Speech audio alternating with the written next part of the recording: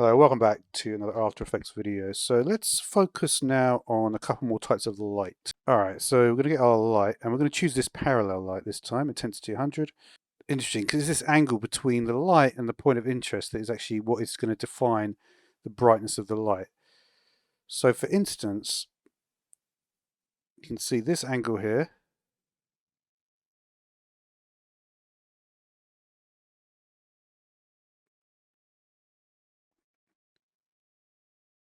So you can see there's only like a certain quadrant that we're in this line here.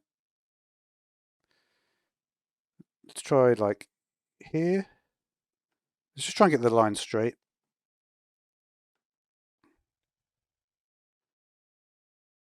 I believe that if it's basically if this line is straight on both top and left, it's basically going to be full brightness.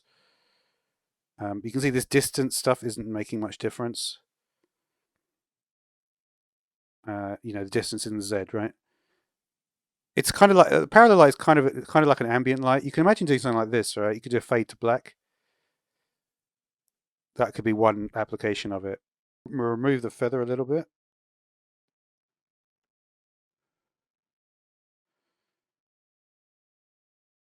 So when you get the actual light in the right place, this is actually kind of like an interesting effect that you can do.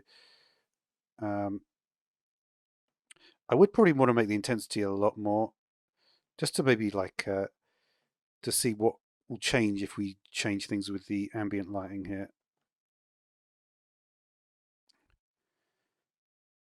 So you can see as we go really high on this, you can see the actual the feather, even though the feather's really low, kind of can make it like less important.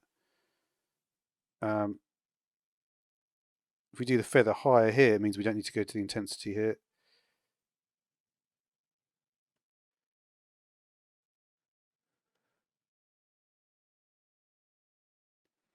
Kind of helps like the blending of it, I guess.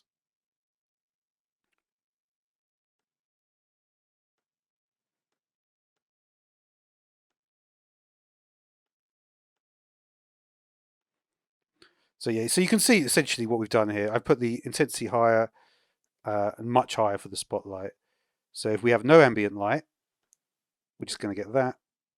If we have no spotlight,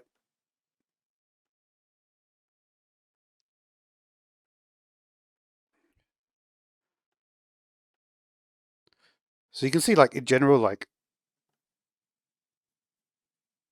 what it kind of lets us do is we have much darker here and just have like a, it's sort of like it's sort of almost like you need to bring the two together, like the ambient light with this particular spotlight. Obviously this wheel is much darker in the first place because it's a darker color. Like if this whole area was sort of shrouded in whatever, we could then increase the cone angle. That would give another way to blend it together. So yeah, so lots of interesting things you can do with parallel lights, and also there with you can see ambient and spotlights using multiple lights. So thanks for watching.